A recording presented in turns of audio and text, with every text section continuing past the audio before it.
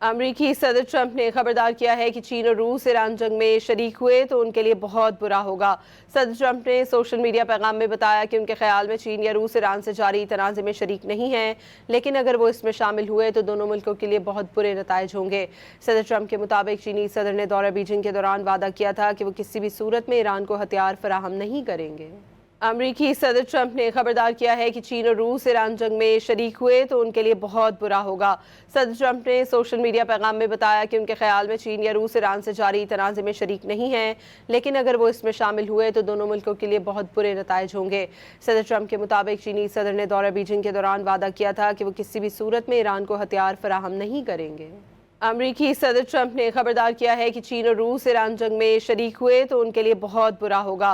सदर ट्रंप ने social media पैगाम में बताया कि उनके ख्याल में चीन या रूस ईरान से जारी तनाज़े में शरीक नहीं है, लेकिन अगर वो इसमें शामिल हुए तो दोनों मुल्कों के लिए बहुत बुरे नताइज होंगे।